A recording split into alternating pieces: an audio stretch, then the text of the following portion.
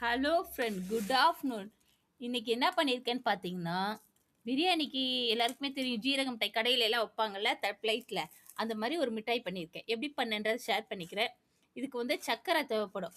இப்போ என் கையளவுக்கு பெருஞ்சீரகம் எடுத்துக்கிட்டிங்கன்னா 2 கையளவுக்கு சர்க்கரை. ஓகே, ஒரு தண்ணி தேவையான அளவு விட்டு கொதிக்க வச்சுக்கோங்க. கொதிக்க கம்பி பதத்துக்கு நல்லா கொதிக்க வச்சுக்கணும். நல்லா நுரைச்சிக்கிட்டு வெள்ளை கலரில் வரும்ல, அந்த ஸ்டேஜில் நிறுத்திடுங்க.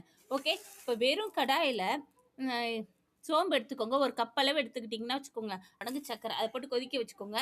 இதை கடாயில் சும்மா வறுத்துக்கணும். ஆயில் எதுவும் விடாமல் சும்மா ரோஸ்ட் பண்ணிக்கோங்க. அடுப்பை சின்னது பண்ணிவிட்டு கொஞ்சம் பார்த்தாவே தெரியும், இது மாதிரி மொறு மொறுன்னு வரும். சோம்பு வந்து அப்படி இருக்கும். ஓகே, இப்போ கொதிக்க வச்ச அந்த தண்ணி இருக்கு இல்லையா, அதை கொஞ்சம் கொஞ்சமாக இதில் ஆட் பண்ணி வறுத்துக்கிட்டே வரணும். வறுக்க என்ன ஆகும்னா இப்படி தனித்தனியாக மிட்டாய் மாதிரி வரும். ஒயிட் கலரில் ஃபார்ம் ஆகும். இந்த ஜீரகம் இருக்கு இல்லையா, அது எல்லாம் ஒயிட் கலரில் வரும். இன்றைக்கி எனக்கு கொஞ்சம் சொதப்பிடுச்சு. ஸோ நான் வந்து இதில் வந்து கேசரி பவுட்ரு ஆட் பண்ணிக்கிட்டேன். ஓகே, கொஞ்சமாக கேசரி பவுட்ரு ஆட் பண்ணியிருக்கேன். நீங்கள் இது மாதிரி பண்ணிக்கிட்டே வர இப்படி மிட்டாய் மாதிரி வரும். ஒயிட் கலரில் அழகாக இருக்கும். கடையில் எல்லாம் வச்சுருப்பாங்களே அதே கலரில் கிட்டத்தட்ட வரும். ஓகே, இதை வந்து ஒரு பாட்டிலில் எடுத்து வச்சுக்கிட்டா பிரியாணி, நான்வெஜ்ஜு இதெல்லாம் சாப்பிட்றப்ப நம்ம யூஸ் பண்ணிக்கலாம். குழந்தைங்களுக்கும் கொடுக்கலாம். ஓகே, எல்லோரும் இதே மாதிரி ட்ரை பண்ணுங்கள். அப்படியே எங்கள் சேனலுக்கு சப்ஸ்கிரைப் பண்ணிக்கோங்க. கூட இருக்கிற பெல் பட்டன் தட்டிக்கோங்க ஃப்ரெண்ட். இது பார்த்தீங்கன்னா மவுத் ஃப்ரெஷ்னராகவும் யூஸ் பண்ணிக்கலாம். செமையாக இருக்குது. ஒரு பாக்கு மாதிரியே இருக்குது. நான் சாப்பிட்டு பார்த்தேன். இப்போ நான் சாப்பிட்டு பார்த்து எப்படி இருக்குன்னு சொல்கிறேன்.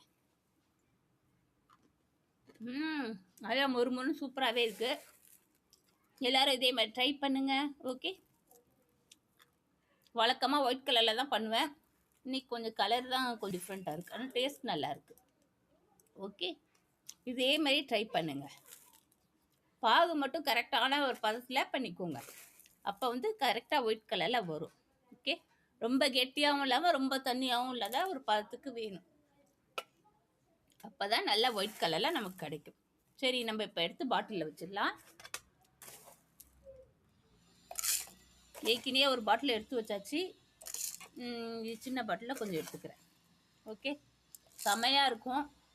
மிட்டாய் மாதிரியும் இருக்கும் சாப்பிட்றதுக்கு. பசங்களுக்கு ரொம்ப பிடிக்கும். செஞ்சு கொடுங்க. ஓகே ஃப்ரெண்ட், நான் எடுத்து வச்சிடுறேன். ஓகே ஃப்ரெண்ட், பாய்.